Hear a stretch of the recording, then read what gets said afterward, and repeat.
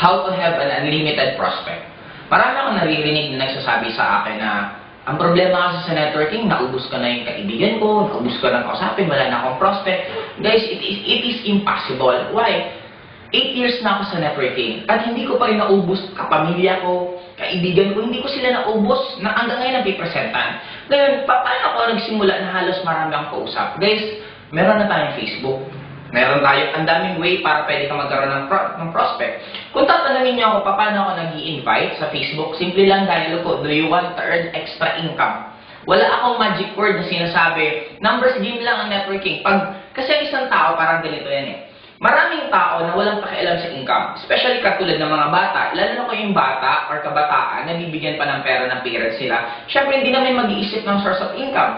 Pero the moment sila parang feel na nila, nangangailangan nila ng source of income, yun na yung time na pwede kang replyan. Katulad din mo, nag-message ka, do you want to earn extra income? Yung taong yun wala naman pakialam, hindi pa niya gustong kumita ng pera, hindi ka talaga re-replyan nun. Pero what if may isang tao, dati, hindi nag-iisip, nagkaroon ng pamilya or nakabuntis bigla, meron na siyang anak, pag na-replyan mo yun, parang ting!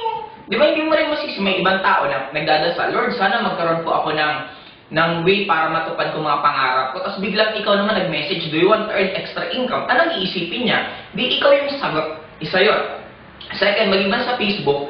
Number 2, ang pag-networking dapat isa buhay.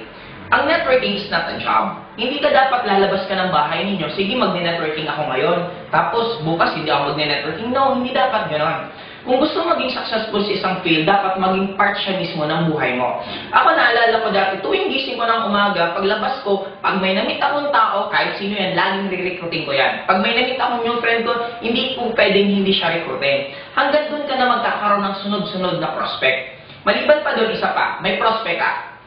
Gusto mag-join, kaya lang walang pera. Ano ang gagawin mo? Huwag mong pilitin magkaroon ng pera. Ang gawin mo, hanapan mo ng prospect, sabihin mo, baka may kakilala ka na gusto, pwedeng kausapin mo na natin. Ibig sabihin, kung ito yung prospect mo, hiningain mo ng 2 referral, kahit hindi ito nag-join, may 2 kang nakausap. Yung 2 mong nakausap, kahit ayaw din mag-join, hiningain mo ng 2 referral, meron din 2, kausap ulit. Ibig sabihin, mag-branch out yan. Actually, sa isang tao lang nakausap mo, mauubusan ka na ng oras, ubusin lang yung mga kakilala ng kakilala ng kakilala ng kakilala nila.